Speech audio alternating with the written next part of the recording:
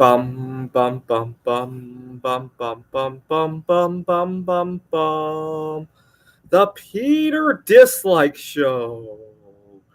Bum bum bum bum bum bum bum. So I live in a hostel right now.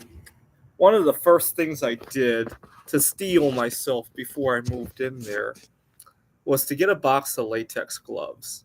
Because at previous living situations that I've been in, most of my roommates pile dishes high in the sink. They leave a lot of rotten food in the refrigerators. And I told myself, why don't I just treat it like my daily workout to fix all that? And so I had a little mixed feelings about treating it that way, though. I didn't want to enable that kind of behavior, right? But I remember telling myself, instead of of it as enabling it, think of it as a privilege to do that, right? Because some people are so lost in their thoughts and their ways of life that they can't even think about doing that. Well, I moved in. The sink actually wasn't so bad, actually.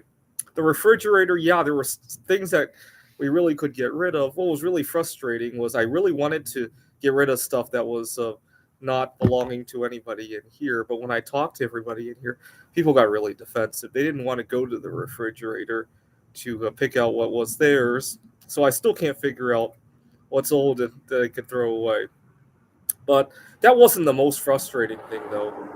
The most frustrating thing was that when I went to say hello to everybody in the different rooms, I discovered how much stuff was stacked high in people's rooms, especially food items, right? And to a lesser extent, just clothes strewn all over the place. But that wasn't the most upsetting part.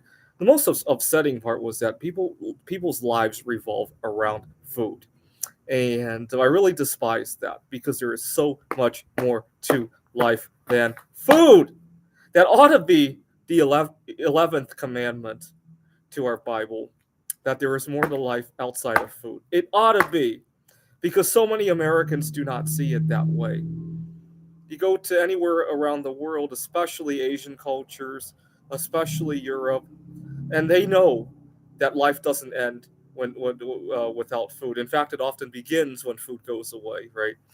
And so nobody has the audacity to say, here in the United States, we spend 6% of our GDP on food. In a lot of places around the world, it's 20, 30, 40%. Why is it that Americans are going hungry at a higher rate than a country that spends 40% of their income on food, right? You would think the hungrier you are, the bigger the percent of income spent on food. The truth is that a lot of Americans are not hungry.